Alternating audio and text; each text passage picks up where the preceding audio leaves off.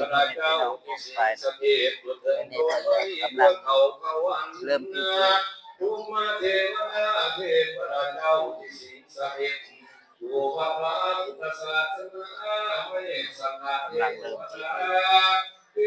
วเจ้าที่หักษาหวยทองปาสุขพระเจ้าลายเติมเขามีสีกลาย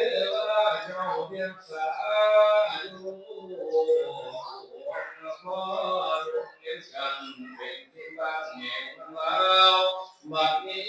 คงขาด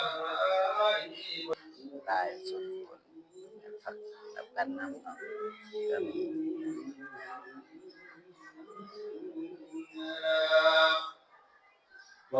งานเรื่องโซฟาเรื่อง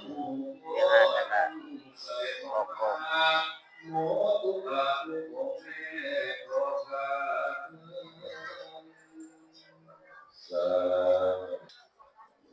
ก็กันนำมานะหลายพอสมควร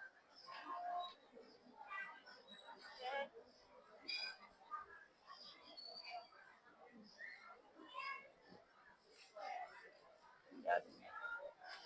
พิเศษสัพพโญเป็นประธานเนาะเป็นเจ้าภาพขอบคุณญาติโยมหลายผู้หลายคนเนาะ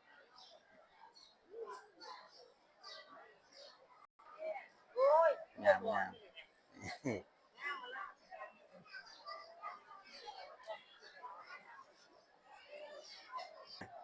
จะโดนยิ้มเปื่อยๆตั้งใจขนาดนั้นว่าสมองค์ข้าเจ้า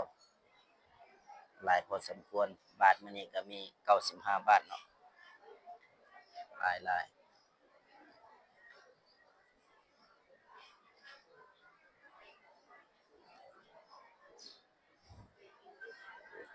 สวยสดงดงามเนาะพ่อแม่ครูบาอาจารย์แต่ประดับประดาเอยอง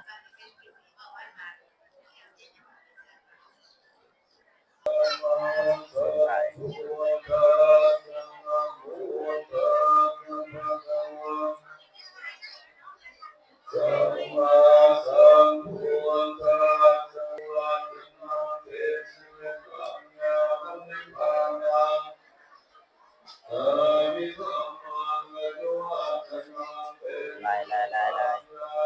มาฝากกดไลค์กดแชร์กดติดตามเป็นกำลังใจเด้องานหลายพอสมควรงานกำลังสุดใส่บาตรเนาะ